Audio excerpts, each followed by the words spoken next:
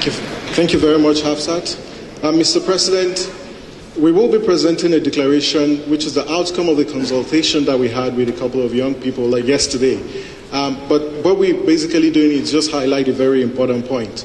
Mr. President, after you won the election, you granted several interviews.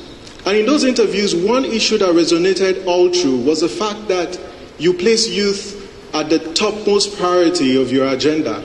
And when you talk about youth, when you grant interviews, you do nothing but give us hope and reassurance that we have a president that not only cares for the youth, but understands the issues that actually affect us. And it is based on this, we rely strongly on the statement you made on May 29th when you concluded your inauguration speech. You said to the nation and the entire world that we have an opportunity, let us seize it. And because we recognize that we have an opportunity, young people have asked me to tell you that they want you to establish a presidential youth forum that will provide a strategic platform for transformative leadership, intergenerational dialogue, and political mentorship. You might ask why. Mr. President, you ran for election 4 times. A lot of young people who also want to run, we want to learn from you. We want to imbibe those values of integrity, and we want to constantly engage with you. So that Presidential Youth Forum is one thing that young people also request. One key issue, though, Mr. President, you probably have heard that a lot of young people want you to appoint a youth as a minister, someone who is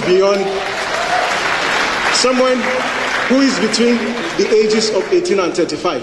Mr. President, we want to raise the bar beyond the youth age. You have repeatedly said that anyone who you appoint must be competent and must be of impeccable character.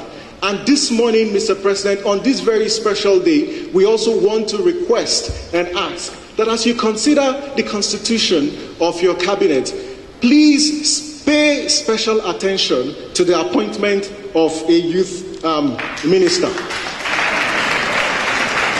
Lastly, Mr. President, corruption and accountability is a key issue.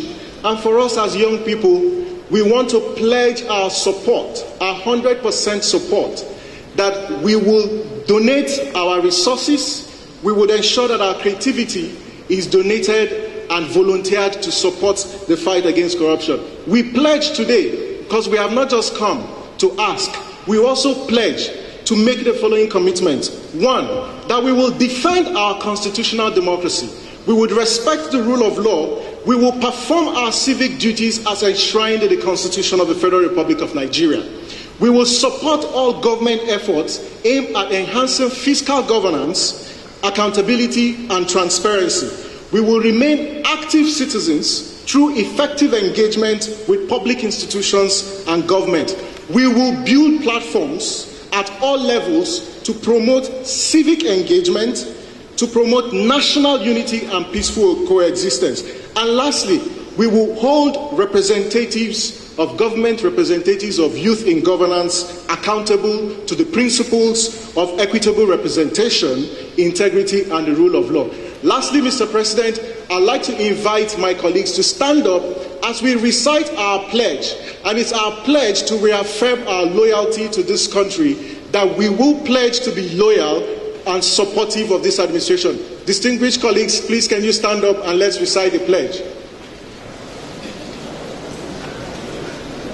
We pledge.